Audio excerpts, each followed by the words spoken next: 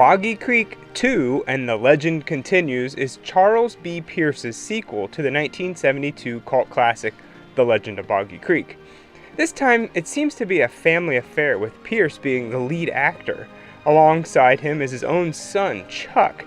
He's also casted his dad, his daughter, and at the time, his wife. But hey, you gotta cut costs somehow.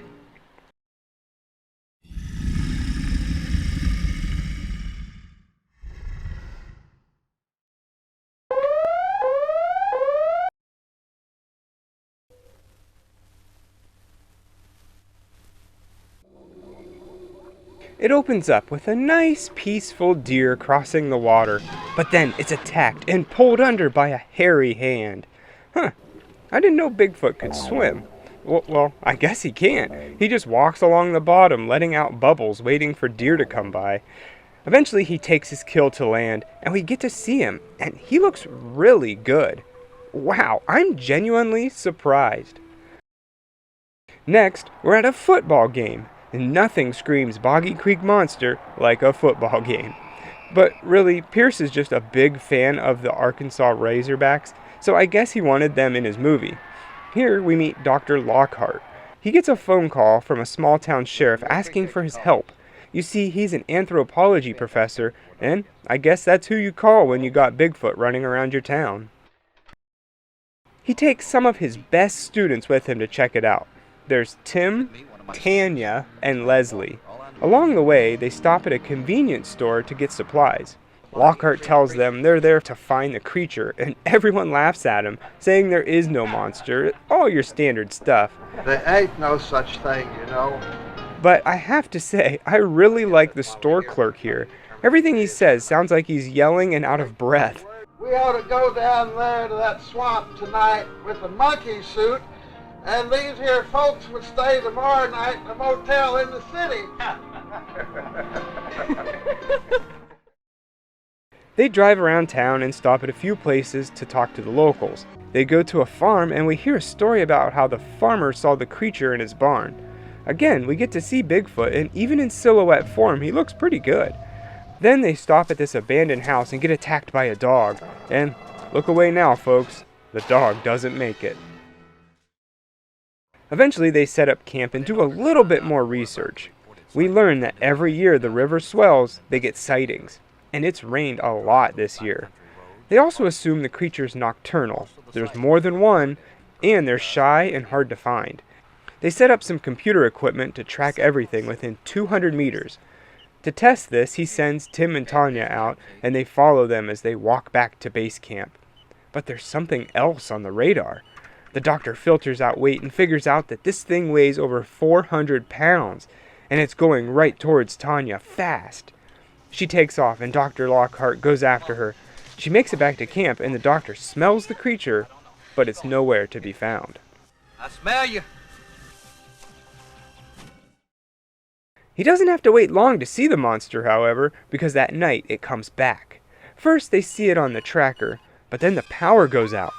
Tim pours gas into the generator, or I guess all over the generator, and they get it fired back up, illuminating the creature.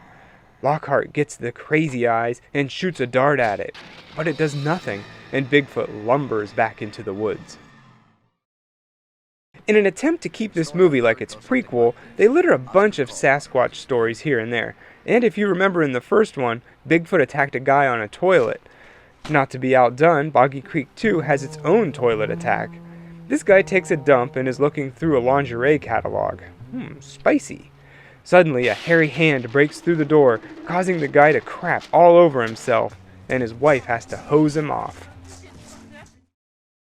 The next day, they have lunch. The doctor drinks a beer like a good, responsible professor, then he goes out with Tim to look for hair or blood samples, leaving the girls back at camp.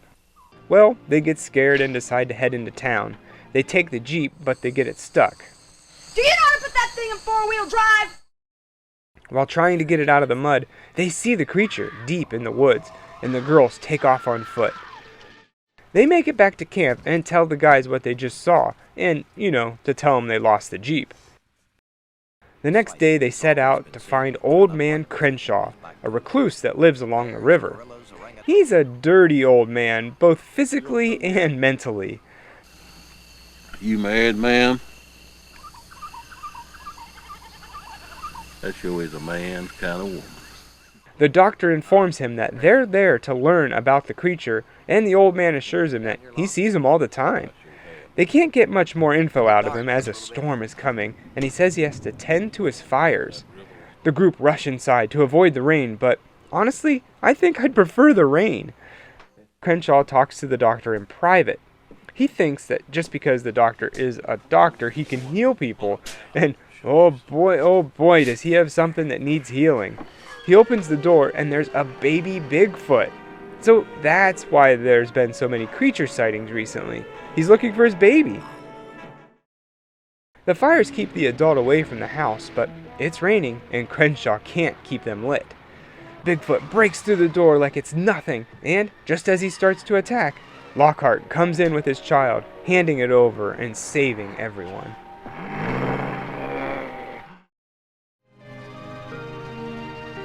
The next morning, Dr. Lockhart realizes that the Boggy Creek monster isn't a monster at all, and it belongs in the woods, undiscovered and left alone by man.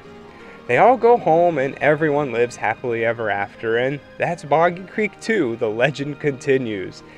All I have to say is, I'm glad it didn't continue to another movie. Even Pierce said this was the worst movie he's ever made. You know, I'll start with the good.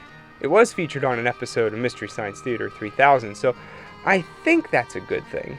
The creature effects were spot on. Every once in a while they looked a little goofy, but for the most part, I liked it. But that's about all I liked. The plot was so cookie cutter and predictable. The original played out like a documentary, and they talked to the locals in Boggy Creek. Many times it was the original people telling their allegedly true stories.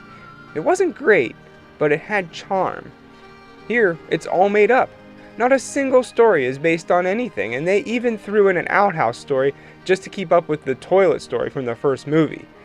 You know, when a movie's based off of a true story, even if it's loosely based, that still makes it slightly more believable.